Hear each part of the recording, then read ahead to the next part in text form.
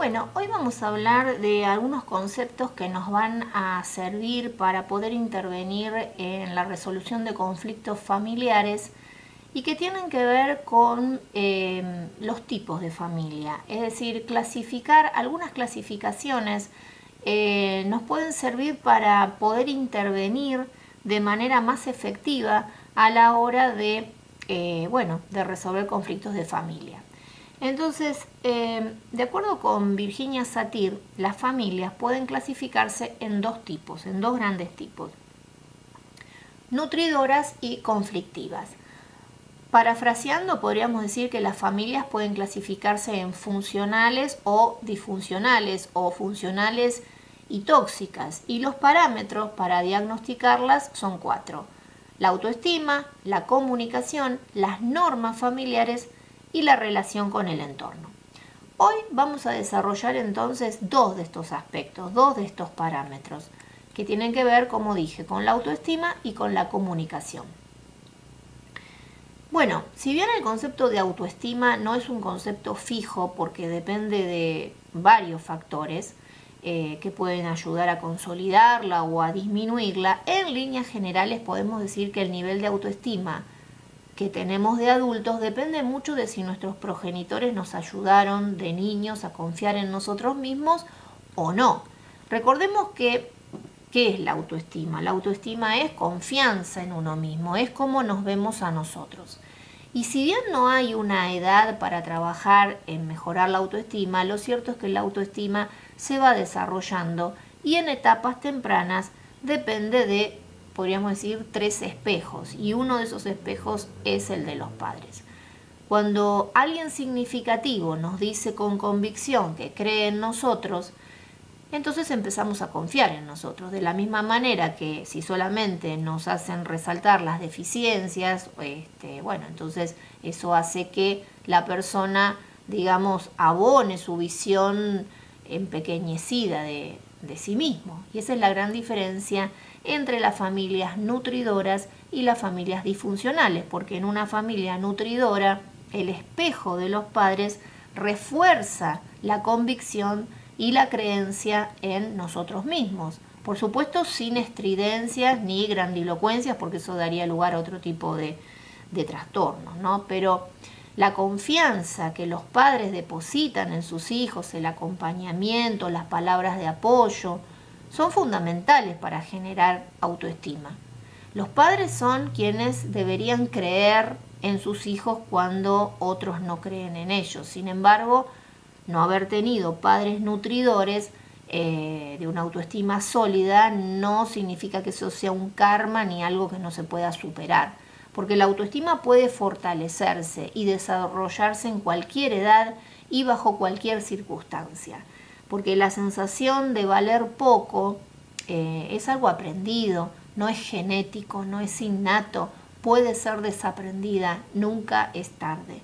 Una familia nutridora se ocupa entonces de transmitir a sus integrantes su valor, su valía de una manera tan clara que terminen por verla por sí mismos. Esto lo dice también Stephen Covey. En la práctica esto significa poner énfasis en el potencial, poner énfasis en las palabras que tienen que ver con las virtudes, con lo bueno, es decir, devolver en ese espejo que son los padres una imagen poderosa de ellos mismos a sus hijos, ¿no es cierto? O sea, una imagen que refleje que ellos son valiosos. Resumiendo, entonces, este primer aspecto que es la autoestima, como integrantes de familias o como mediadores en temas de familia, somos potenciales agentes de estimulación y desarrollo de autoestima, porque la autoestima, como dijimos, no es algo fijo que se tiene o no se tiene, sino que se construye,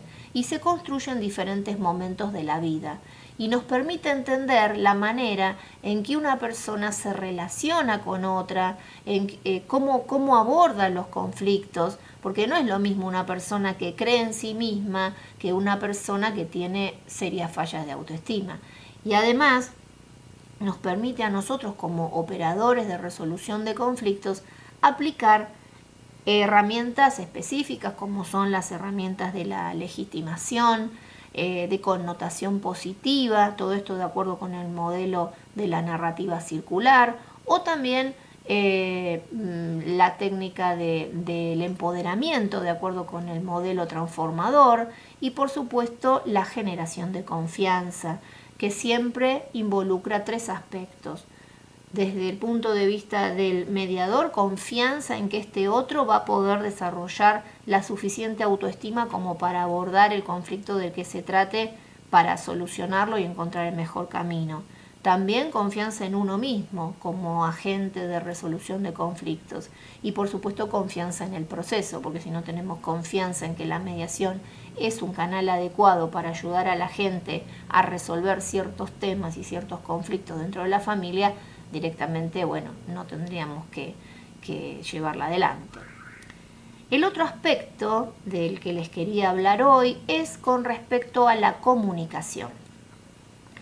Si bien hoy nos vamos a focalizar en algo muy puntual, porque la comunicación es un tema enorme, amplísimo, pero es un tema central en la resolución de conflictos.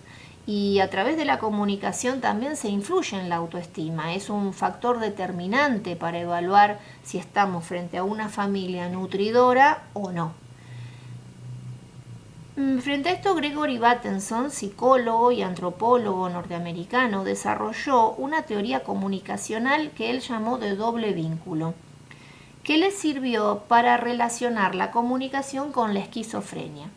Desde este punto, esta teoría dice que la psiquis de un niño se escinde, es decir, se esquiza cuando recibe de forma permanente mensajes contradictorios de su familia.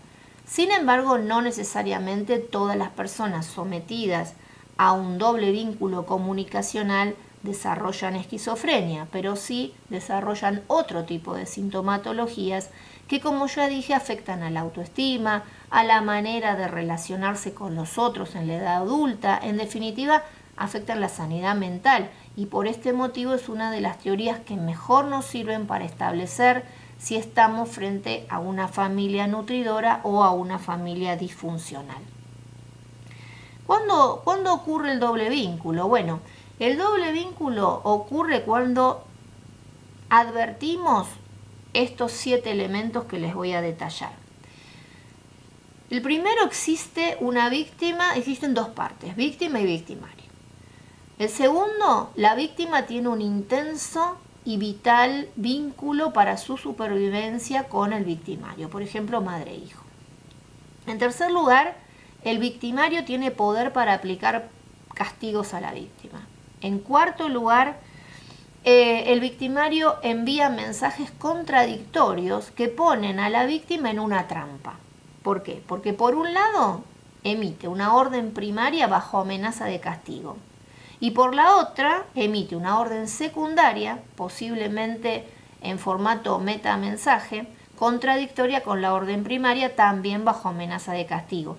Recordemos que el metamensaje lo llamamos al lenguaje corporal, al lenguaje no verbal, todo tipo de lenguaje no verbal. El quinto elemento es: las contradicciones no pueden ser indagadas ni cuestionadas por la víctima de ninguna manera, también bajo amenaza de castigo. El sexto elemento es que esta indiscutibilidad tiene que ser disimulada o directamente negada, es decir, nunca puede aparecer claramente que de eso no se puede hablar. Y el último elemento, el séptimo elemento, es que la víctima está sometida al victimario y no puede escapar de él. Entonces Bateson da un ejemplo de estos elementos, ahora lo vamos a ver, con uno de sus pacientes. El ejemplo es el siguiente: un joven esquizofrénico recibe en la clínica de Bateson la visita de la madre. Él estaba contento de ver a la madre, entonces impulsivamente corre hacia la madre para abrazarla. La madre instantáneamente se aleja, se pone rígida. El hijo advierte el rechazo y entonces la suelta, deja de abrazarla.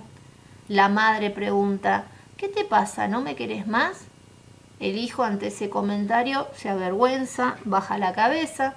La madre le dice entonces, hijito, no tenés que sentir vergüenza tan fácil, no tengas miedo de demostrar tus sentimientos. El hijo tiene un brote, ataca al enfermero. Bien, este es el ejemplo. Entonces, para Bateson, la esquizofrenia es activada cuando la víctima de un mensaje contradictorio es incapaz de hablar sobre el metamensaje que está recibiendo. O sea, el daño profundo se produce ante la incapacidad de traducir el metamensaje. Lo recordamos, Bateson llama metamensaje a la comunicación no verbal. Entre los seres humanos, la metacomunicación es esencial, pero para la víctima de un doble vínculo es imposible hablar de esta contradicción porque está bajo amenaza de castigo y porque además esta indiscutibilidad es solapada, es decir, es negada por el victimario. Entonces, analicemos esta secuencia para que nos quede claro. Imaginemos que, bueno, vamos a ir siguiendo los 7 elementos y el ejemplo, ¿no? Entonces, elemento 1 existe por lo menos 2 partes, víctima-victimario, o sea, madre-hijo. Elemento 2, la víctima tiene un vínculo intenso y vital para su supervivencia con el victimario, ¿ok? Madre-hijo. En tercero, el victimario tiene poder para aplicar castigos a la víctima. Bueno, el hijo es menor, la madre tiene poder para aplicar castigos. Cuarto elemento, el victimario, dijimos, envía mensajes contradictorios que ponen en una trampa a la víctima. Por un lado, le envía una orden primaria bajo amenaza de castigo. Por el otro, le manda una orden secundaria, posiblemente en formato metamensaje, contradictoria con la orden primaria, también bajo amenaza de castigo. Entonces, ¿qué es lo que pasa acá? Orden primaria. Si no me abrazás cariñosamente, no me querés. La amenaza velada, si no me querés, te castigo no queriéndote. Pero la orden secundaria en formato metamensaje, si me abrazás me pones incómoda, no me gusta que me abraces, me pongo rígida, no devuelvo amorosamente el abrazo. La amenaza, si me hace sentir incómoda, entonces te castigo distanciándome. Vean cómo es importante advertir que en muchos casos el mensaje contradictorio que genera la paradoja está emitido en forma de metamensaje. Bien, sigamos entonces. Quinto elemento, las contradicciones no pueden ser indagadas ni cuestionadas bajo ninguna forma bajo amenaza de castigo. El resultado del brote del hijo se pudiera haber evitado si el hijo hubiera sido capaz de hablar de este mensaje contradictorio que advirtió. Por ejemplo, diciéndole a la madre, mamá, sentí que cuando fui a abrazarte te incomodaste, que no te gustó, que te pusiste rígida y que no te gustó que te demostrara afecto. Por eso retiré mis brazos. Pero vamos al paso 6 o al punto del elemento 6. Esta indiscutibilidad tiene que ser disimulada o negada, no puede aparecer claramente que de eso no se puede hablar. Entonces, ¿qué es lo que pasa en este caso? La madre disimula su rechazo con preguntas, por ejemplo, ¿qué te pasa que no me querés más? O con comentarios contradictorios, contradictorios con el que expresó, digamos, en metamensaje, ¿no? Entonces le dice, hijito, no tenés que sentir vergüenza tan fácil, no tengas miedo de demostrar tus sentimientos. Y el último elemento, la víctima está sometida al victimario y no puede escapar de él. Bueno, en este caso, la intensa dependencia es por el vínculo, pero también podría ser por rutinas históricas o también por rutinas históricas, por otro tipo de dependencia que no le da posibilidad de escapar de este vínculo comunicacional. Entonces, resumiendo, desde el punto de vista de la comunicación, esta teoría es una de las que mejor explican los tipos de familias disfuncionales o tóxicas y se convierte para nosotros en una herramienta fundamental para el diagnóstico y la intervención en situaciones conflictivas o casos de familia.